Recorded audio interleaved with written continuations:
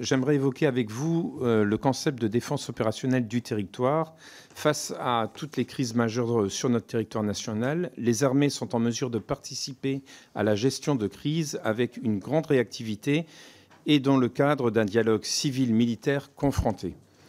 Je vous citerai par exemple, et entre autres, le déploiement de l'opération Sentinelle face au terrorisme, de l'opération Résilience durant le Covid, ou l'engagement de nos armées face aux incendies l'été dernier. Et tout cela en est la preuve.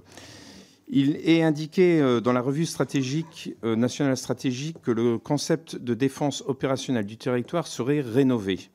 Quels sont les axes majeurs de la transformation de ce concept pour répondre au mieux aux nouveaux enjeux sécuritaires? Défense opérationnelle du territoire. Bon, le solaire ce que je viens de développer sur le solaire est évidemment un des morceaux.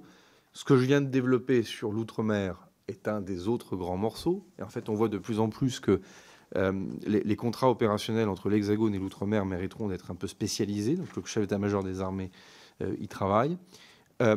Coordination avec les forces de sécurité intérieure, toujours une opération qu'on appelle Sentinelle qui est en cours. Quand c'est pas Sentinelle en Guyane, Harpie, on est sur le territoire national, mais on a quand même un engagement des forces qui est parfois très difficile, très dur pour nos militaires déployés sur le terrain.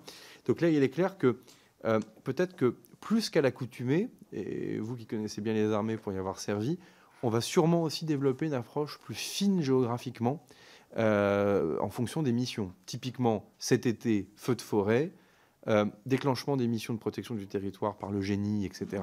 On avait un savoir-faire dans les départements du sud de la France. Manque de bol, réchauffement climatique. Ce sont des départements plus à l'ouest ou plus au nord qui ont été touchés. Comment on organise cette affaire-là? Bon. C'est là où l'intrant réserve et réserviste, évidemment, va intervenir.